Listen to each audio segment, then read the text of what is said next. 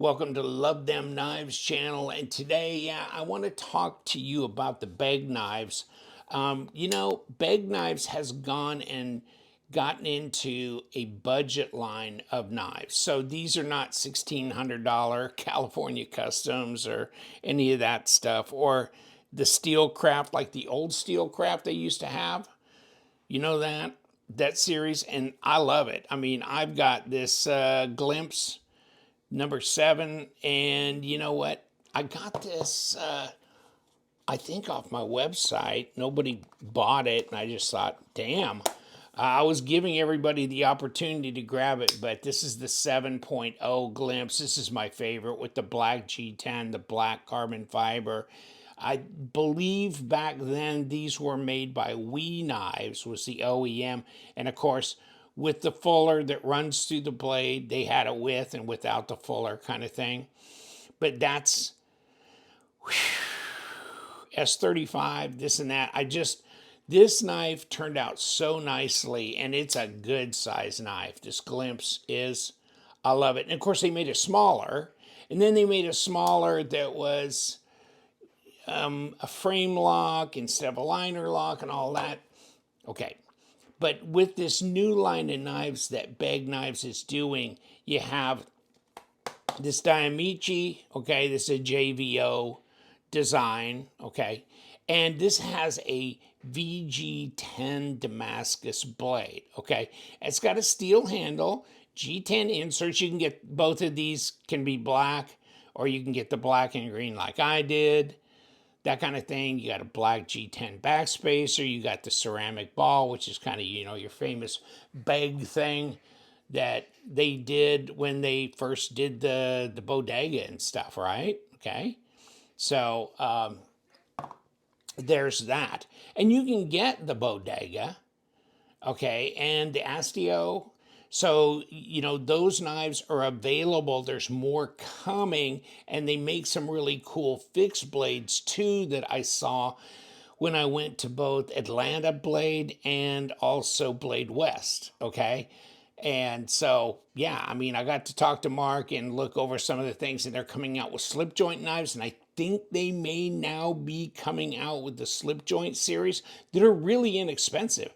I mean, we're talking, and they're going to end up with some glimpses out there that are going to be like under $40. Okay.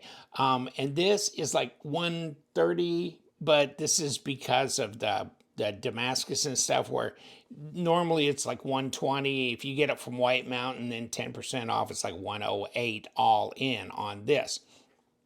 So this is a 3-inch blade, 7 inches overall length. Okay.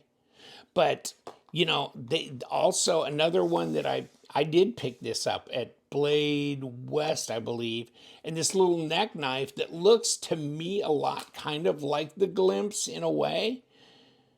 And I think it was the frog or whatever he was calling it, but he was wearing one around his neck, and I go, oh wow, that is cool. So I did get one while I was there. Okay. I just thought, yeah, this is a decent little neck knife. And so I like neck knives. Do I wear them very often? No, but I like them. And every once in a while, yeah, I do. It just depends on the occasion, but I really like them a lot. So, but this is the Diamici, so this is the one I really want to kind of focus on. It's not ultra lightweight, and because it's steel frame, right?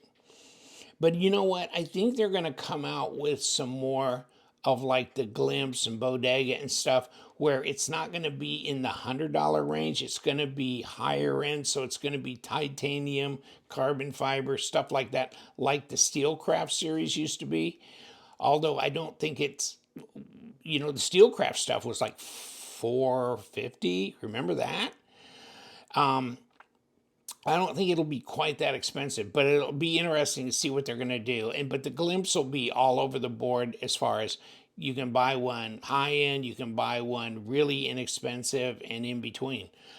Here's 112 grams on this, and let's roll back 2 ounces. Yeah, almost 4 ounces.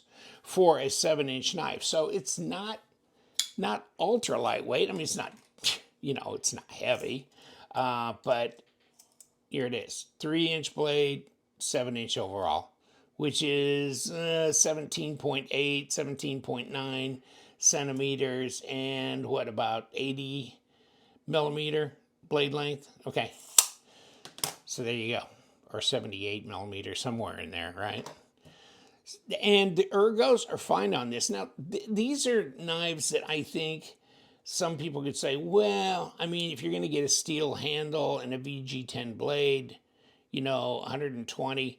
But, I mean, these are knives that, you would buy if you had always wanted to have the higher end ones that were like $1,500 to $2,000. But you go, there's no way I'm ever going to afford that.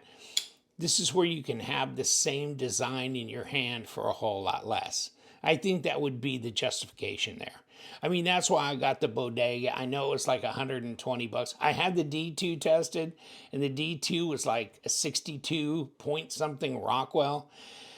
So, I mean, that's in my test result video things. I'll probably put the link to that down below here, so you can look at that video and see what that Bodega. And I thought the Bodega was pretty well done. And I always thought the Bodega, I had a Begg Gotti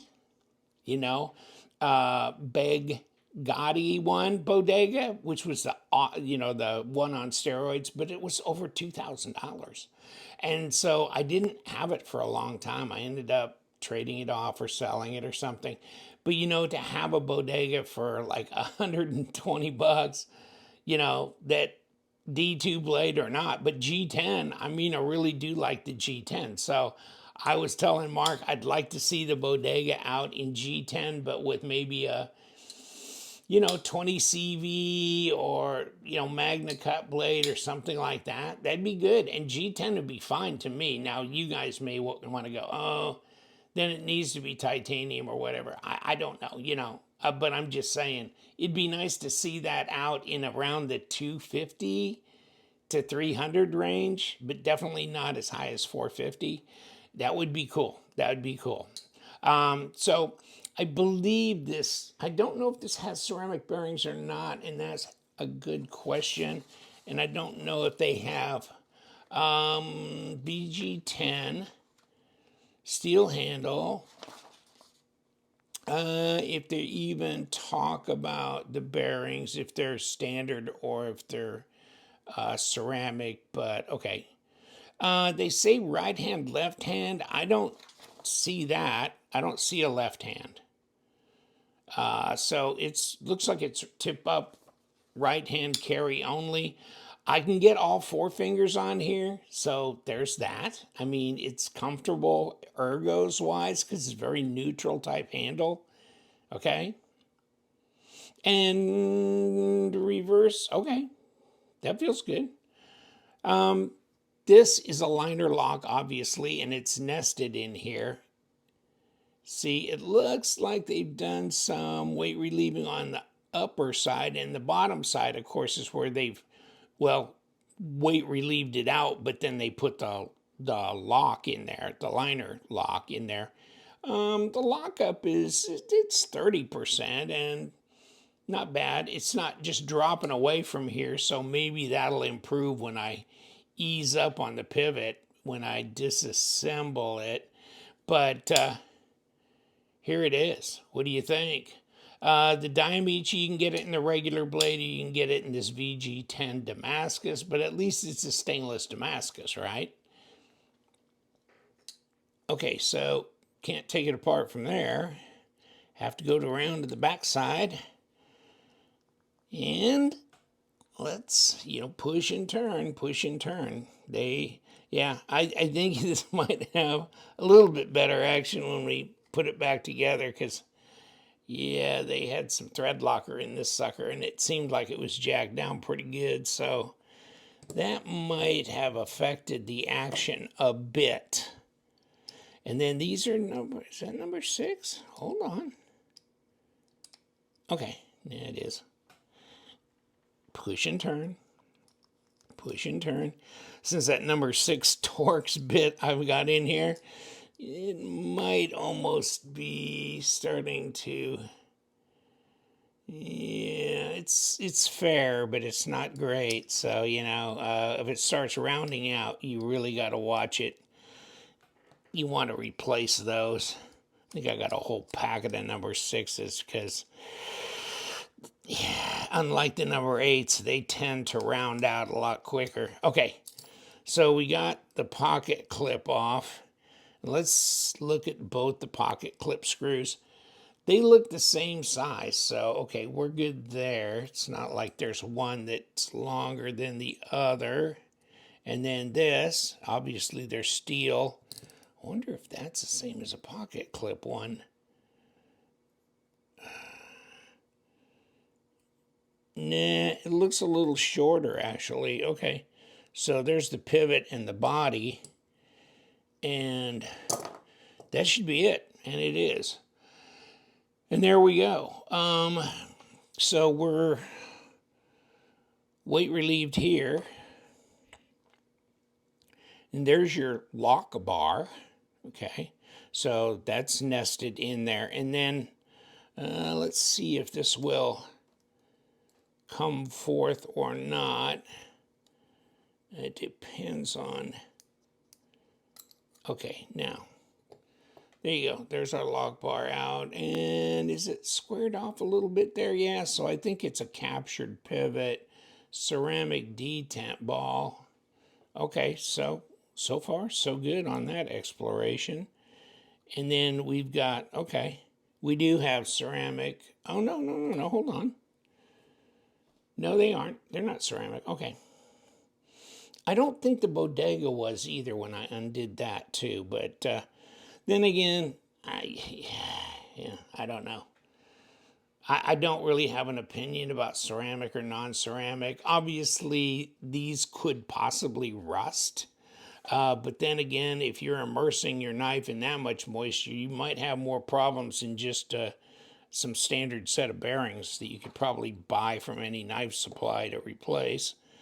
Okay, and then you got a squared off, so you got a captured pivot. And there she be. I mean, it's weight relieved in here as well. G10 backspacer, etc. So that wasn't particularly difficult to do, was it? But they had some thread locker on there, so you gotta really push and turn. Don't let that thing jump around on the head. You'll round it out and have issues. So always be careful when you do the disassembly like that. That's it. All right, back. You know what? That wasn't that difficult to disassemble or reassemble. And you know what? Also, it's dropping a lot better. Yeah, pivot screw might have been just a skosh too tight. And I got no play or anything, so I got it tight enough. So we're good. Diamici, check it out. Wherever Begg knives are sold, you can get them on Blade HQ. You can get them on White Mountain Knives. White Mountain Knives, at least I got a discount code, LTK. So give it a shot. And take a look at their website. I'll put the link down below. And try and keep up because they're coming out with some slip joints that they've done. They've collaborated with custom slip joint makers on designs and this and that, but they're going to be really inexpensive slip joints and pretty well done from what I'm hearing and what I have experienced myself with them. I've done a video on them, but also, you know, other guys who have now got possession of them are saying good things. So take care. I appreciate it. You know what we do. We love them knives. You guys, stay sharp.